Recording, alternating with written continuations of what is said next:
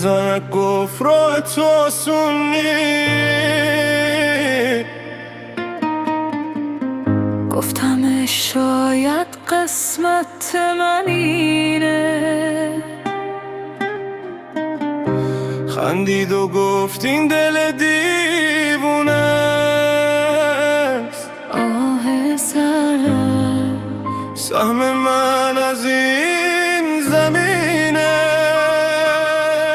فلک سیاه کرده بخت و اقبالم، هرچی دویدم به دری نرسیدم. فلک سیاه کرده بخت و اقبالم، خنده هام از پشت پرده بریه. فلک سیاه کرده بخت اقبالم، اسم من از دفتر خوشبختی پریه. تو رفتی و ساعت از کار افتاد، چای رو میزت همون جور سرد موند. عکس تو افتاد از روی دیوار، این خونه بی نفس شد قلبم سوخت.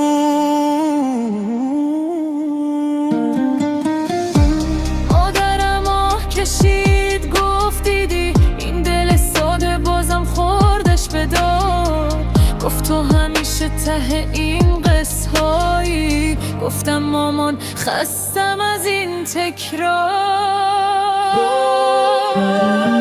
فلک سیاه کرده بخت و اقبالم، هرچی دویدم به دری نرسیدم. فلک سیاه کرده بخت اقبالم، خنده هامم از پشت پرده بری. فلک سیاه کرده بخت اقبالم، اسم من از دفتر خوشبختی پریه.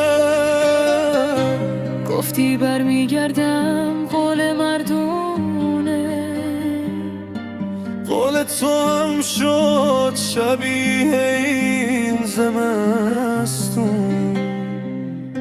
هر کی رد شد از دلم زخمی گذاشته. سهم من از عشق یه مشت بارون. فلک سیاه کرده بخت و اقبالم، هرچی دویدم به دری نرسیدم. سیاه کرده بخت اقبالم، خنده هام از پشت پرده بریه. فلک سیاه کرده بخت اقبالم، اسم من از دفتر خوشبختی پریه.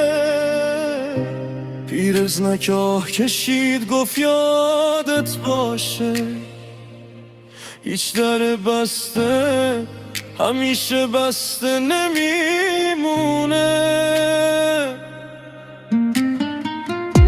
ما فقط ساکت شدیم سر بزیر، این دل دیوونه هنوزم مجبوره بمونه.